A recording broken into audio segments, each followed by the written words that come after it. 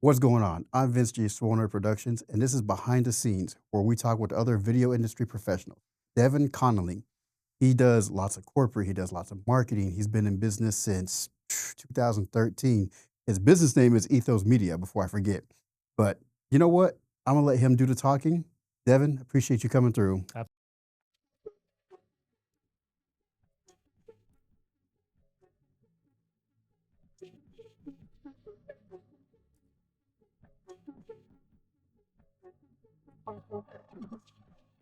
Absolutely. Quick question for you. Yeah. Tell the people your name, your business number, and your social security number. Nah, I'm messing with you. My tax ID number? Yeah, tax ID number. Yeah. Nah, but quick question for you though. Like, what inspired the name Ethos Media?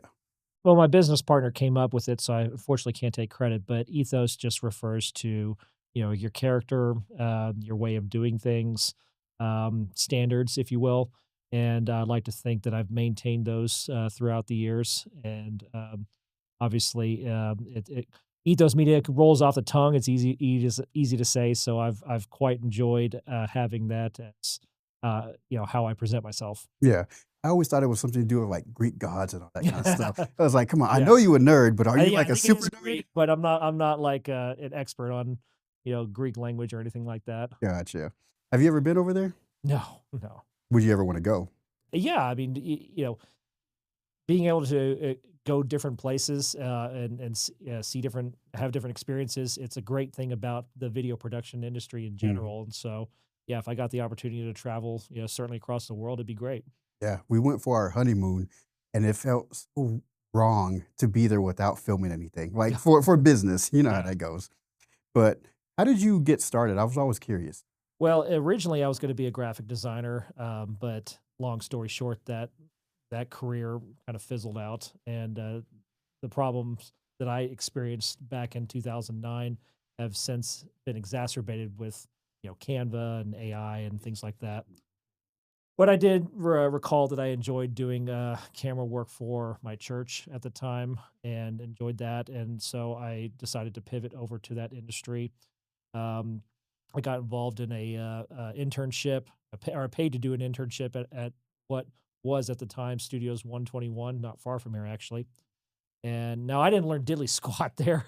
They had me doing menial tasks Rolling up the wires and all yeah, and that. hanging curtains in the cyc wall and stuff like that. And I don't regret doing it because I did meet someone that worked out of the same building who introduced me to the concept of making videos with DSLRs. Mhm. At the time, you had your Canon 5D Mark IIs and 7Ds that were kind of ruling the roost. And I realized that after my work with him kind of ran its course, that I could actually afford that type of setup. So I went into a little bit of debt buying, a Canon Rebel. You're not a videographer if you don't go with the debt. Yeah. I got myself a really basic setup, and since I realized that I still wasn't employable by anybody at the time, my options were to quit or to go into business for myself. Chose the latter, and thankfully, it's worked out so far. Yeah, definitely has. So would you say that was your very first camera? Yes, yeah, the Rebel T2i. Yes. T2. Oh, okay. You beat me. I had a T4i. Okay. Man, the 30-minute cutoff time? Yep. No, actually, I think mine was like 12 and a half minutes or something No. like that. Yeah. Oh, Yeah. you know, it was that bad. Like the first time I used it with the switcher, that's when I learned that it creates like a little box Mm. and the rest is black. So when I was doing that video, I had to zoom in, zoom out. It was Oh, like a terrible. letterbox or Yeah, something? yeah, it was terrible. Never again. Yeah. But so you started with the Canon. I guess it feels like a lot of people started with Canon. When did you venture off to Sony? The A7S. That camera was and arguably still is a game changer as far as its ability to shoot in low light conditions, which I was running into frequently, having been doing a lot of weddings and other types of events where you don't have control over lighting or anything like that. So yeah, its low light capability was unparalleled at the time, and also it just had a lot of other great features like S log, which I eventually started dabbling with, and just well, I don't want to say a great autofocus, but it was certainly improved Yeah. over other options at the time. Mhm. Yeah, the A7S was definitely a game changer for me, as it was for a lot of people. and ever since then I've stayed with Sony. Any regrets on staying with Sony? Do you want to go to anything else? No, and I like to say to most people nowadays when they ask like which camera brand is the best, I mean, the one thing I'll say is the best camera that you can buy is the one that you can afford more than one of, Mhm. because there are very few things that will increase the production value of your videos more than having a second or third matching camera angle. Exactly. And I would say that all the brands nowadays have basically risen to the level where I could confidently sell something shot on Panasonic or Blackmagic or Red or Sony or whatever. I can confidently sell anything shot on any of those cameras to a client. So again, it comes down to like what can you afford more than one of. Let me ask you this. So you got your start with the Canon 2i.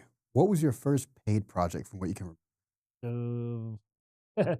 well, I'll tell you. I know you wanted to get into this Yeah. later, Vaughn, but I'll just go ahead and jump ahead to it. So um, one of the first events that I remember covering was like a multi-day conference, and I only charged like $1,000 for it, which for me at the time it's like, ooh, $1,000. But I did have some crew there Mhm. with me, and with all the graphics work and post production and back and forth and travel and all these other things that came into what ultimately ended up being the finished product. I mean, I probably made like $3 an hour on Man, that project. I mean, it terrible. was yeah. Events are one of those things where it's very easy to underbid. Mhm. Especially if you haven't done enough of them, you just don't really realize exactly how much work you're ultimately going to put in. And yeah, I remember just kicking myself. Once when I finally got it done, once I realized like all the time that I had sunk into it, yeah, Mhm. it was just not worth it. Yeah. See, that's how I felt with graphic design. I had this one client, I was always doing like t-shirt designs for him. Yeah. Some took like 5 minutes, but then one time it took 13 hours. Oh yeah. Well, anybody that's in the creative design industry Mhm. knows this, but like, there's no such thing as a version one Mhm. underscore final. There's Exactly. version two, V2, Yep. V3 final, V4 final, Let me show you my files right V4, now. V5 final. Yeah. Mhm. So, um, it's one of the reasons why like nowadays I've become less and less enchanted with just video editing. I can still do it, and I still do it, but um, man, when it comes to just design in general, like, yeah, you just got to be prepared for Mhm. your work to never be good enough, Yep. at least at first anyway. And yeah, if you don't have the mindset to handle that, then I don't recommend graphic design or art or video editing or animation or anything like that, because you're just going to end up frustrating yourself.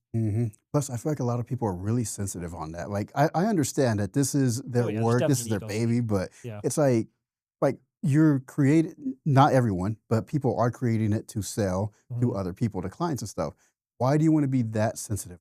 Personally, that's just Yeah. what I think. Sure. So that was your first project. What was your craziest project? Well, crazy in like Like, what yeah, way? yeah, anything if like maybe the most chaos or just a crazy good experience, crazy bad, it doesn't matter, whatever. Uh, well, one of the things about video production is that even like really small things can make a huge impact. And so, I was setting up to live stream some companies quarterly meeting, and I got through most of the setup. And then when I went to go try to connect my cameras to the video switcher, Mhm. or actually it was some guy's laptop that I had brought in, I realized that I had forgotten the cables to do so. They were HDMI Man. cables. And so I had all this setup in place, $10,000 plus worth of equipment, but Mhm. I didn't have any HDMI cables. So after, you know, uttering choice words under my breath for a good amount of time, I drove at very unsafe velocities down to a Walmart, which was the only thing open at 8 in the morning, Dang. um, and managed to find like one 50-foot cable that actually worked. So the stream happened, but man, it's just one of those things where, um, Yeah, you just forget that one thing, Hmm. or if you do bring it and it breaks down, Yeah. on you, then you're toast. And Hmm. it was just like like it's $30 cable, but I mean, $10,000 worth of equipment, $30 cables, that Hmm. isn't there or isn't working, then you're toast. Yep. You know, I just hate that you can have everything, but that one little thing, if it doesn't work, that's it. yeah. Doesn't matter. I had this one event. It was a flag football game. I Mhm. had everything with me. You know what I forgot? Mm, Battery. mm, I don't know how I did it, yeah, but the cord to the battery, the V mounts. yeah. So I didn't have those, but luckily I had the AC adapters. Mm. So the lady that I was with, we were able to plug it into her car, ran nothing but super long extension cords. Oh, And I mean, it worked, yeah. but it was You were not the tethered. best. Yeah, Yeah. Yeah, tethered. it Yeah. was terrible. But okay, so let me ask you now. You do a lot of marketing. Out of everyone I know, I believe you do the most marketing as a video production guy. I try to, and I think it's incumbent on anybody that wants to be successful, especially if they're starting their own company. You've got to have a marketing plan. Mhm, Now, for me, I'll just tell everybody straight up that getting my website Google listed has been my magic bullet. That's like the only reason I'm in business. But for other people, it could be different things like networking or cold calling or whatever. But I think that the main point is that you've got to have a marketing plan, and it's got to be something that you invest in at least a little, mhm, because you can have $100,000 worth of equipment, but if you don't have customers, like what's the point? mhm. And if nobody can find you without already knowing that you exist, again, you're just missing out on a lot of opportunities. Yep. When did you realize that marketing was so important? Well, anytime you have a slow month, it's like, Yep. what am I doing? What am I going to do now? So, I always make the um, joke that if you ever see me marketing, it's because I have no business. yeah, yeah. Yeah, and marketing looks different for whether you're going to be a freelancer or advertise yourself to the end user. Mhm, For freelancing, I think there's definitely a focus more on networking with people, either in person or just introducing yourself to them. But also, and this is critical, following up with them on a regular basis, not to mhm. the point where you're becoming annoying and Yeah. spam, but just reminding them until they get used to using you, that you exist. And here's what I have. Here's my reel. Here's my equipment lineup. Yeah, so I think that's key for a freelancer. But as far as a video production company, um, you know, the good thing about being Google listed is that when people do call me, they've already made the decision that they need a video made. They're just looking for someone to do it. And so that saves me a lot of trouble as compared to trying to convince them, that they should have a video made when they Mhm. haven't already reached that conclusion themselves. Yeah. So, um, uh, where was I going with this? Yeah, I mean, have a marketing plan. If you're a freelancer, you do this. If you're a video production company, just have, I guess, okay, here we go. Have passive ways for that you don't have to actively monitor or control for people to find you. And Mhm. like I said, for me, that's been getting my website Google listed. What do you use for your website? Well, I built a lot of it. I built my website myself. Mhm. Now I do, and I also do some of my SEO myself, because like WordPress in particular has a lot of plugins that help you do things. Now that's not to say that there aren't other Mhm. options to like Wix or whatever, but yeah, WordPress does help me do a lot of things myself. Mhm. But I do have somebody who actually I advertise on my site, that can take things a step further. Who he's in the industry full time. Yeah. He's getting he's doing continuing education and learning new tricks and tools. And also, the thing about Google is that the way they index all of their search result changes over time. Mhm. Or sometimes several times a year. And so, having somebody that keeps up to date with all that information is valuable. And so that's why, even though I do some things myself, I also pay him Mhm. to help me out and take things, to the next level. Like, I love It graphic is design. time Yeah, yeah, I consuming. just Yeah. something about them is so annoying to me, like, all the coding. Well, if you get deep into it. Well, I think one of the benefits of building your own website, uh, it forces you to write and write very well, which I think is an important skill for anybody. You got to be well spoken and well written, and certainly well written. Because most people will contact you through email first.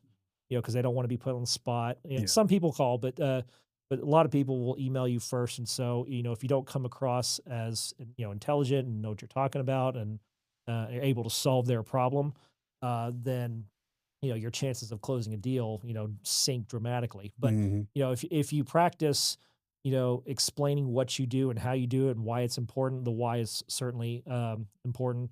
You practice that, by writing for your website and or blog, then you can do it more effectively, when somebody does contact you Yeah. wanting that production made. Yeah. How much do you put toward your marketing? Not as much as I should be. It's hard to quantify really, but it, the only thing I can say is that you do need to invest something into marketing. And that's, but because not everybody's necessarily going to be like Google listing like their websites like I do primarily.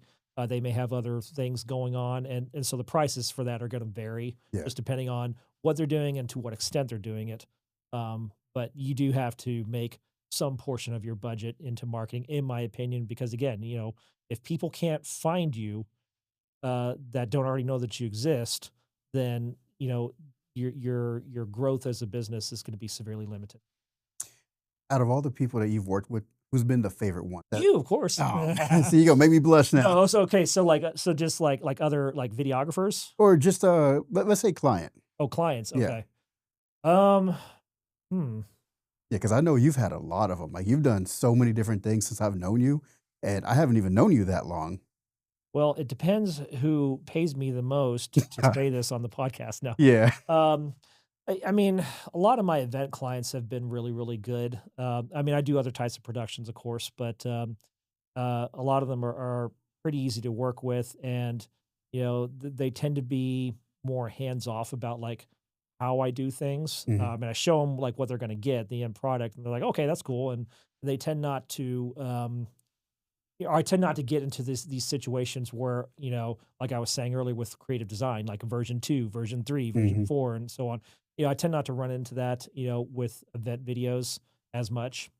And so a lot of my event clients have been really, really great to work with. And yeah. Yeah, that's good to know. I didn't think about that. Yeah, because they're not as picky. I mean, how much can you really show nah, I can't talk. How much can you really show of an event? Like, people sitting Yeah, down. well, I Like, mean, if you produce quality content, which I assume everybody listening to this is capable of doing to mhm. one degree or another, then you work with what goes on at the event and do the best you can, and yeah, people generally tend to be satisfied with that. I got one for you. I'm just curious. You mentioned the one that pays you the most. What has been your biggest project? Like, what's been the biggest paid project? I guess. I've worked off and on with a supercomputing conference, Oh. and that goes around different places in the country every year, and they've been some of my highest budgets. Um, but events in general tend to have higher budgets than like a lot of my corporate clients, just because they're already paying, you know, hundreds of thousands or potentially millions between like the venue and Mhm. the AV and the guest speakers, the VIPs that they're bringing in, all this kind of stuff. So it's really not much of a big deal for them to want to invest in quality video, Yeah. whether I'm producing a sizzle reel or live streaming their content or just recording it for video on demand later. Yeah. What's been your biggest invoice that was paid? Because Um, you know how that goes. I don't remember the exact number, but I know it was over 30 grand for um, what we ended up. This was a supercomputing Mhm. client, but I mean, we live streamed a news desk that they had active for most of the day for several days. And we traveled to, I think it was St. Louis, and we also shot, photos and video clips for various highlight reels. And so there was probably 4 or 5 of us involved that all traveled as well, and had to get a hotel and rent we rented a van and that kind of stuff. So, I mean, so not all of that was just money to me, Yeah. of course, but yeah, it was a pretty significant budget. And, but I'll tell you, like the AV companies, and especially one that I work with, it's not uncommon for them to work on, six or even sometimes 7-figure budgets, big, well, cause again, depends on what the event Yeah. is. Like, how big is it? Where is it being hosted, and how many bells and whistles do they have? And when you start factoring in, all the equipment that you're having to bring in 18 wheelers and labor and all that kind of stuff, it adds up. Mhm. So, and yeah, I'm a portion of that, just doing video, but yeah, events has been where it's at for me, for Okay. sure. I'm assuming that wasn't your very first time sending out like an invoice that amount. I've done other five-figure budgets, um, Oh, but okay. So my question for you is, how did you feel the very first time that you sent out a budget like super big for you? how did I feel? Yeah. Like, did you feel nervous about that? Justified? Justified. So no back and forth, no arguing on that. No, not really. Okay. Yeah, and that's the thing. Like, as I was mentioning earlier with the very first event that I did, it's very easy to underbid, and I tell you, it is the worst feeling when you underbid a project and you realize, the sheer volume of work and expenses if you didn't properly account for those. It's the worst feeling when you realize, how little money you're actually making, if you don't properly account for all those things and bid appropriately. And I think what it's incumbent upon every video production company or videographer or whatever to do is, have some way to calculate what you want to charge, but also learn to say no. Mhm. And that's what a lot of people don't do nowadays, because either because of competition or, the economy's, been going bad, so they're getting desperate. But when you underbid projects, it's just a terrible feeling to realize what you've gotten yourself locked into, and you have to learn to say no, even if like, it hurts up front. Not only does it save you in the long run, um, but it also helps the industry too. Mhm. Because if enough clients get used to, paying undervalued projects, then, that's what they expect the next time that they want something else made. And that's what they could potentially tell other people that want projects made. Like, oh yeah, I only paid $400 for this, or I only paid 300 for that. And so that goes around, and it just devalues the industry as a whole, and it makes it harder for everybody, to make, um, you know, sustainable income.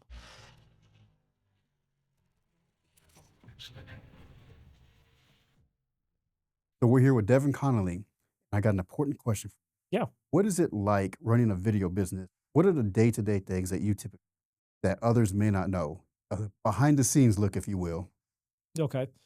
So, um, there's this is probably true for lots of other businesses and different industries, but accounting is certainly important. You've got to keep track of money in, money out, what you're spending, your discretionary income on, and what you're paying to other contractors, or what clients are paying you. Um, you've got to keep records of all that, if nothing else, for the IRS at the No end of kidding. or at the Don't end want to of get April. audit. So, um, so that's definitely important. Marketing, obviously, as we discussed earlier, is certainly a huge thing to do. And um, also getting really good with your equipment. You have to be able to understand where all the major, like, so we'll just talk about a camera. You have to understand, how to quickly enable and configure all of the critical functions of a camera. You've got to understand, how its, focusing options behave. You got to understand, if you're shooting like with a cinema camera, you got to understand what shooting in log means, and when to use that, when not to use that, and what to do with it in post. You got to be technically excellent, and then this is particularly important if you're a freelancer. If you market yourself as a camera operator, or an A1, or whatever, and you don't know how your equipment works, and all these, and all the possible ways that you can use it, then you're shooting yourself in the foot. And because there's no real central training course or certification that says, yes, I am a certified, licensed camera operator, like, Mhm. there is with doctors and architects and so forth. Um, it's kind of the Wild West, as far as, the people that you work with. Some people can be really proficient, and with what they do, and some people not so much. So, counting, marketing, being technically proficient, I think is very important. And also, this is just kind of like a general, principle for operating. But every day you've got to do something that, moves your business forward. And that's, as easy as that sounds, you know, this day and age, we've got a lot of distractions between social media and games or going out with friends or doing whatever. And it's very easy to get off track because, if you're a solo entrepreneur, you're the boss. Nobody's telling you to, work X number of hours. Nobody's telling you to do this, that, or the other. So you've got to be self-disciplined enough, to do the things you need to do to move your business forward. And if you do some introspection and find that that's not something that you have been doing enough of, then it's incumbent upon you to change, and it's incumbent upon me to change. Yeah. And to constantly evaluate what I'm doing on a day to day basis. Yeah, one of the jokes I've heard is when you work for yourself, you ask the boss for a day off, and then it says request denied. Yeah, I mean, Yeah. realistically, as a business owner, like there's always something that you could be doing. Hmm. There's never like you can never do like enough marketing, or you can never do enough like educating yourself on some post production process or new equipment or whatever. I mean, there's always something you can be Yep. doing. Every day, as soon as I wake up, I'm learning something. I'm at the gym, I'm learning something. Yeah. So, okay, I know it's gonna sound weird, but when I go to the gym, it's so boring for me. Mm. So, like, I'm working out, but I feel like I I'm have wait. podcasts running when I through my earbuds. Yeah, yeah. So Yeah. I do something similar, but I do that on the treadmill. Mhm. But then when I'm actually lifting between sets, I'm like on ChatGTP or something, like searching something or even watching a video because it's like it feels like a waste of my time to be there. I know it's not a waste, but the in between when I could be doing something else, like bettering the business or whatever. Yeah, yeah, and actually, I will add physical fitness as an important aspect of being, videographer, because especially when you're doing events, you're running around a lot. You're Gimbals. yeah, or yeah, if you're holding a gimbal for extended periods of time, or if you're just having to stand in one place, like if you're running a camera and you're having to stand in one place for extended periods of time, like or you're having to lift heavy Pelican cases, Hmm. like all of these things, like if you're out of shape, will destroy you at the end of a day Yep. or at the end of a 10, 12 hour day. So, I would say physical fitness, obviously I'm never going to reach the heights that you have, but, you just, you have to get to a point with physical fitness where you're not destroyed by just doing a job, Hmm. at the end of the day. A lot of people don't realize it, but video production is a manual labor job. Oh yeah. Like you're picking stuff up, you're holding Yeah. stuff. Like Hmm. I always said that I don't want to be a construction worker. I don't want to do manual labor. I want to be behind the desk. And now look at me. Yeah. It's like Yeah. hurt myself the other day picking up a tripod case. Yeah. But yeah. Yeah. And especially, yeah, if you get into, like larger cameras, and especially if you're one of those videographers that like stacking all these things on your camera, then you've got to get a tripod that can support that. And, Hmm. and then and those tripods are, made out of, heavier duty materials. And, I mean, I've dealt with, I mean, this was with a sports broadcast camera, but gosh, the tripod must have weighed 50 pounds. I mean, like you could not one hand carry that just because it was so stinking heavy. So Yeah, that tripod, that's my biggest tripod yeah, tripod right now. yeah. I will never go that heavy again unless I absolutely have to. Mm, Like, I hate it.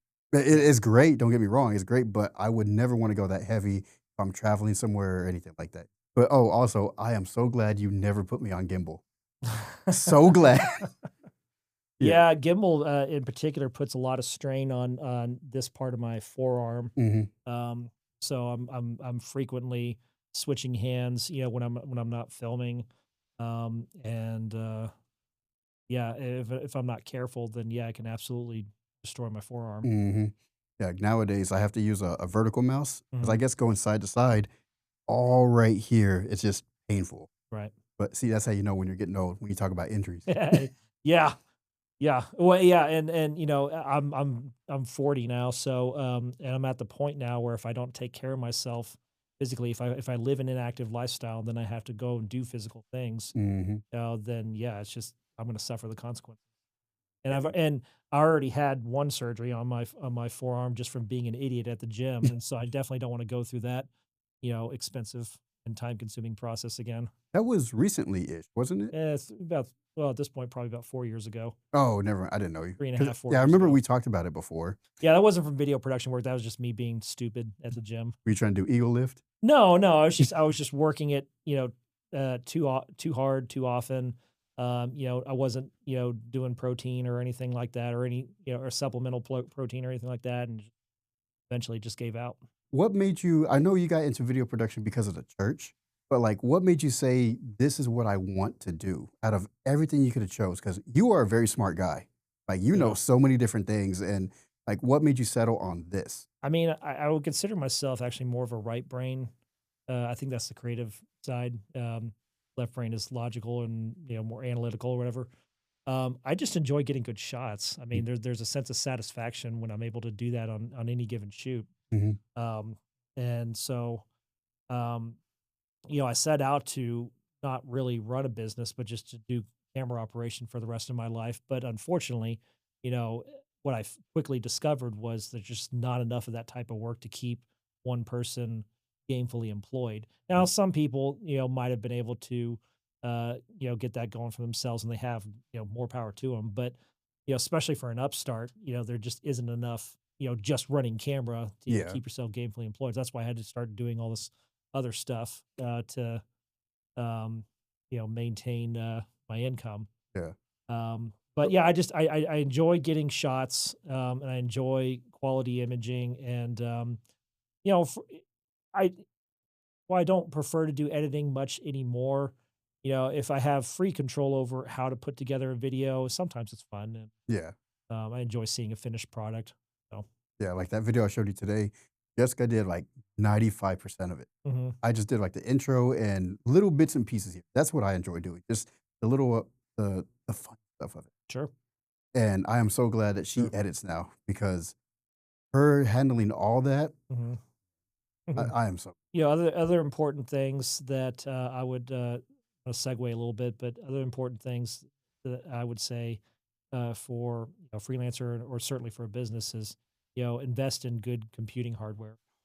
just bought Um, that new yeah, because I mean, if you're running a slow system, you do that for a while, then all of a sudden you get like a new upgraded rig. It's like being 10. That's how I It's feel. it's such a great feeling. But really, realistically, it can cost you a lot of time. Or if your renders take 8 hours and something happens at hour seven, and it's Mhm. like, Yep. so and I would say, I'm not partial to PC or Mac. I mean, I use PC, but Macs are fine. So no arguments on that. But I would say on average, if you're going to be handling like 4K, especially if it's in 10-bit color or interframe or all these other things that increase file size, um, I would say a baseline budget that you should invest in either a pre-built computer or just hardware in general is probably about right now about 3K or higher. Yeah, I would personally I would say 5K just because you Yeah, I mean, again, there's some variability, yeah. but like I got most of my setup with relatively up to date hardware as of last year. Mhm. I got that for around 3K. Now, granted, I already had some monitors, and so Yeah. I've probably saved myself another $1,000 there. Um, but yeah, and I would say the most important thing, especially when it comes to video editing, is your processor. Like if your processor sucks, whether you're on Premiere, Final Cut Pro, or DaVinci or whatever, like it's just going to be moving along at a Yeah. snail's pace, and it's going to frustrate the heck out of you. Yep. So processor is definitely important. Um, What's your preferred editing program? Have one? I use Premiere simply because the Creative Cloud membership is a good deal. Um, Is it 100 and something dollars a month no, now? it's not. No, actually, I mean historically, for the longest time, I paid like 50 something a month, and Yeah. I think that might have gone up Yeah, recently. I saw 101 Um, and some change. It's like, that's rid Yeah, and I'll have to go check and see if I'm actually being charged that. I don't think I am, um, but I mean, I use Photoshop, I use Audition, I use After Effects on occasion, and so having access to all of that software for just one base price, I mean, that it's worked for me. But Mhm. I'm not going to go out and say that it's better than Final Cut or Resolve or whatever. Um, Premiere has had and continues to have its issues. They'll release an update and makes things crash, and Mhm. support really isn't that helpful. So yeah, I mean, I'm not going to try to convince anybody necessarily to go to Premiere. It just happens to be what I use, and it's because I just use the other software for various things. Mhm. I've done Premiere since 2012. It's more Mhm. recently, like this year, I guess you would say. Well, last year, 5. Mhm. That's when I got more into. Yeah. No real reason. It's just I hear it's great. Yeah, I mean, So I hear a lot of people that get going with DaVinci and now they swear by it. yeah, So, yeah. and also here it's kind of like the gold standard for like if you get into color grading. Yeah, color grading So, especially, which I'm practicing on that, but there's so many different things you can do on yeah, it. It's like I am lost. I'm lazy. I use LUTs. So Don't sorry. we all? Yeah, I'm lazy. But no, oftentimes like I just, you know, budgets just, sometimes budgets just don't cover the additional time I could spend just tweaking stuff. Mhm. And also a lot of the videos that I do, I mean, they're not like they're not movies. Yeah. They're not like cinematic, and they're just there's just no need for like a stylized color grade Mhm. on them. So if I shoot something in a Citotone, okay, I'll add a little bit of contrast and vibrance to the image, and it looks fine, and that's all I need. Yep, exactly. So Have you ever shot a movie yet? I mean, a few short films like in years past, but nothing significant. And So uh, nothing on Netflix? yeah, no. Unfortunately, there just isn't a lot of movie work in the Dallas Fort Worth area. I mean, I know that there's some big productions that have come in and out occasionally, like The Chosen. I think Yellowstone maybe Yeah, shot here in Fort Worth. Yellowstone and, Landman. Yeah, but that's all being staffed by union crews and people that have like 20 years experience, Yeah. which I'm not there yet. And I'm not in that circle. So there really isn't a whole lot of movie work. And certainly right now, I mean, LA, Atlanta, maybe New York. I mean, they're all hurting really bad right now. And between COVID and the strikes and just streaming, kind of like upending the whole business. Um, and also a lot of flops Yeah. from Hollywood right now. I mean, you got between Marvel movies and other comic book movies and Disney productions and just I mean, especially in 2025, I think there's more movies that have flopped than have actually like broken even. And so, and eventually that stuff catches up with, people that are, both above the line and below the line, Mhm. just after, and also, LA has had a history of just being expensive and difficult to make content in. And so, um, especially now that the business model has changed as far as, how production companies and studios get their funds back, they've just been going overseas. Where like, UK, where like they get better tax incentives or Canada or whatever. So it's definitely not a good time to get involved in movie making right now. And but really in Dallas Fort Worth, I know that there's some new incentives that have been passed recently and some new production spaces that have opened up, but it's still going to take a lot of time for actual work to start filtering in and being kind of available in mass. Yeah. So I haven't bothered with it, and I wouldn't recommend it just until the industry has time to hopefully recover. I wouldn't recommend it to anybody. Not only that, but with AI movies. I'm not a fan of AI, and you can go to my website right now. There's a blog post that Oh, no. about AI that, um, well, it's fake. It's fake content, and if you're trying to convince people to come over to your product or service, and you're advertising yourself using fake content, Mhm. as soon as that becomes known to your general public, your credibility is just instantly shot. Yep. Um, and I don't think that the tools that AI has right now are really all that great. People can disagree on that, but between like the inauthenticity of it, and the fact that the tools really aren't that great by comparison to like custom shot footage of real things, and also just the fact that it hurts other creatives. I'm not a fan of it, and I never will be. Mm. Yeah, I'm the exact opposite. I love AI. I love seeing, like, what it can do, Mhm. what people can do with it. Jessica's gotten more into it as well. Yeah. Like, she's done She knows stuff that I have no idea how to Mhm. do now, which I'm proud for her because of that. Mhm. Distinguish between like generative AI and like AI tools. So like, Okay. okay, so like, I mean, I've used like an AI tool within Photoshop to, I'm working on a project and I just want to like, I want to take out something from a photo that's in the background. I don't like it. Oh, Just, yeah. I you mean, know, that's different. yeah.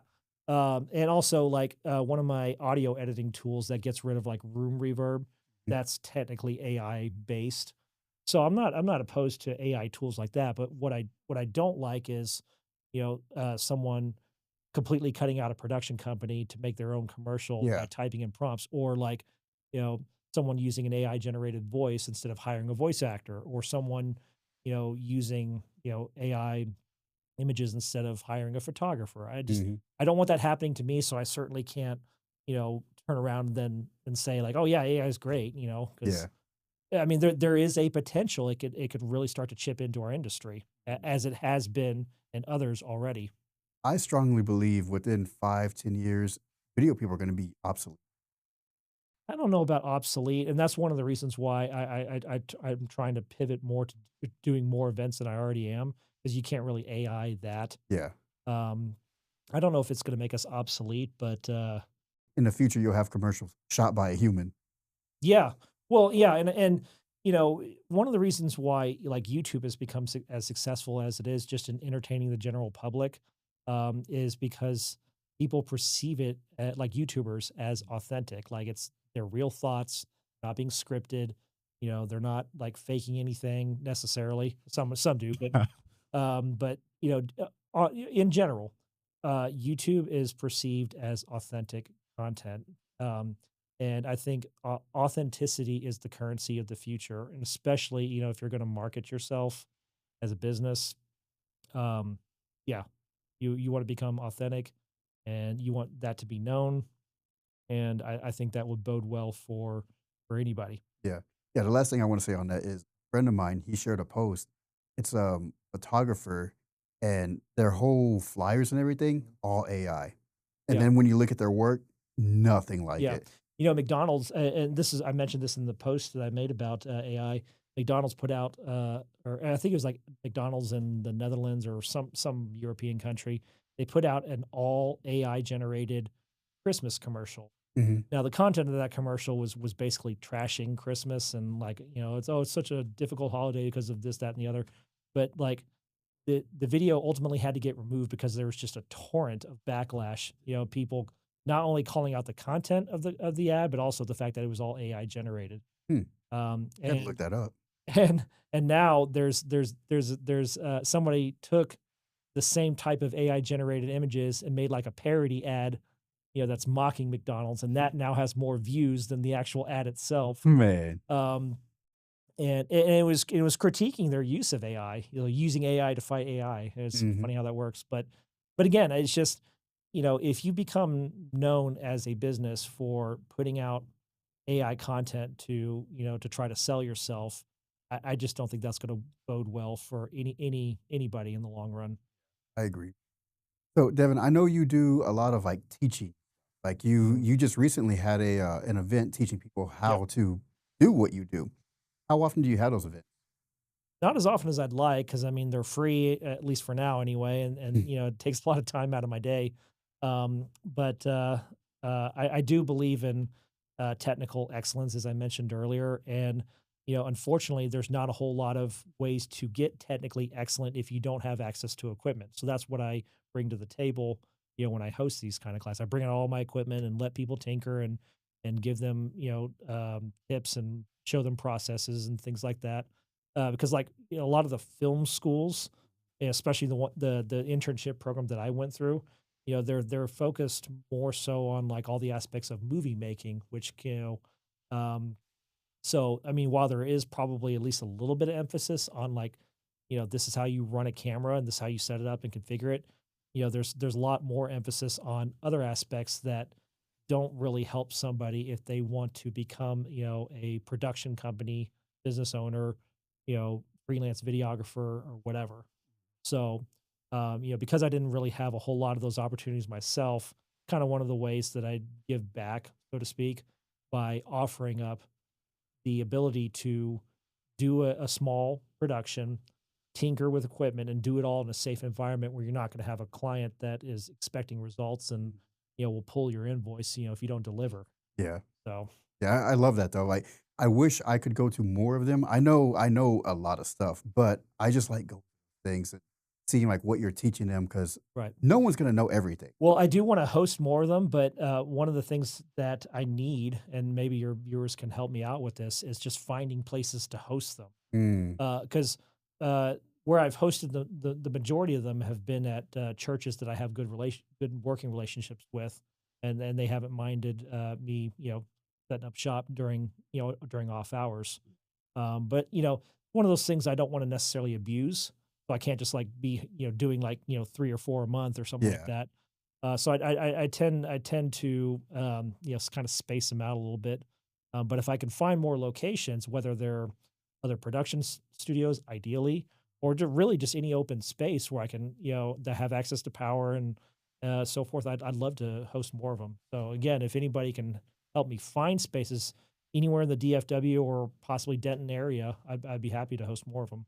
When you get to the level where you have your own brick and mortar studio, or if you start buying more expensive cameras and sinking more money into your operation, then you have to start charging more in order to justify all that. Mhm.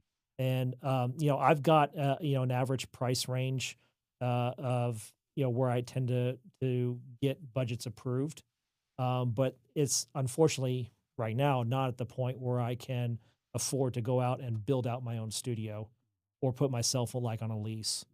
I hope to get to that point eventually, but I have been able to maintain, uh, sustainable income at the very least, and so I'm grateful for that much. But um, uh, yeah, just it's incumbent on everybody to understand that once you do get to that point, where a shoot that makes sense at $5,000, makes sense for you financially, now all of a sudden has to cost double that or triple that because you now got all that overhead. Or if you invest in like in a $50,000 RE camera with a $30,000 cinema lens, again, now you have to start raising your prices, and that could potentially price you out of some of your client base potentially. So Alright. Devin, where can people find you? ethosmedia.net. There's links to my social pages on there. Um, but yeah, ethosmedia.net. You can see a lot of my work and read my blog posts if you're interested. I'm gonna have to check out Um, the AI one. yeah. And it's social media. I mainly just um, I maintain it just for the sake of appearances. I don't really find a whole lot of work off social media that much. But you can certainly contact me through my website, my email address, and even my phone numbers is all over there. So that I would say ethosmedia.net. My website is the best place to learn about me, to uh, get my contact information, or if you want to explore my blog posts or social media pages, they're all linked there. Now tell the people that are aspiring videographers that wanna do what you do, what advice can you give them? The best advice that I can give to an upcoming videographer, and this applies to if you're wanting to get into sound or editing or whatever, become technically proficient, to the extent that you're able to, and that means not only getting hands on with your respective equipment, but really, truly learning it to the point where you can adapt to any situation that you come across on a shoot. Also, make sure that you're doing something every day that moves you closer to your goal. Now, what that is can vary, but uh, just make sure that you're using your free time wisely and appropriately. That's another important thing that sounds easy to do, but in practice, a lot of people don't do that because they're distracted or they're on social media or on their phones or whatever. Um, I would say, another thing is that invest in marketing. Now, what your marketing plan looks like may be different than what's worked for me, but just make sure that you're doing something to market yourself. Because if people can't find you without knowing that you already exist, then you know you're going to be extremely limited and what you ultimately end up getting to work on. Um, so those are three things. Some other stuff that I can recommend is uh, have a reel. Like resumes least for me, don't matter as much as actually seeing that you've been able to complete a project or perhaps many different projects. And if you're going to advertise yourself to another production company as a freelancer, if they do certain types of videos, then you need to be able to show them that you do those types of videos, not just a bunch of cool shots, strung together, from whatever else you've worked on. So, but like reels are I would give them way more weight than an actual resume. So that's another big thing. And then the last thing that I would probably mention is, um, oh yeah, just be well spoken, well written, better spoken than me anyway. But certainly come across as professional, uh, which also filters down to being on time, being friendly, um, being thorough, finding some way to go above and beyond for each of your customers. Some of the things that I do, like when I'm editing, let's say like a 2 minute highlight reel from an event, I will also do an additional 30-second video, you know, at no extra charge. It doesn't really take me that much extra time, but it's a huge value add for your client, and it shows them that you not only care about their success, but that um, you're willing to, like I said, just go the extra mile for them, and that increases your chances of getting rehired. So find some way, whatever it is, to go a little bit extra for your clients. That's very well spoken. I learned something too. Devin, I really appreciate you taking the time and coming out, especially from where you live. That was like what, an hour 30? And yeah, give or take. Yeah. So really do appreciate that. Yeah, yeah. And would like to have you back sometime in the future. Sure. Just talk more with you. You know, All I like right. nerding out with you. Yep. So that was Devin Connelly of Ethos Media. I hope y'all learned something extremely important from what he was teaching, because I always do every time I talk with him. And we'll just keep this short. There are so many aspects to video production. Let's help find yours. I'm Vince G of SwoleNerd Productions, and this is Behind the Scenes Podcast. Like, comment, subscribe, and we'll see y'all on the next one.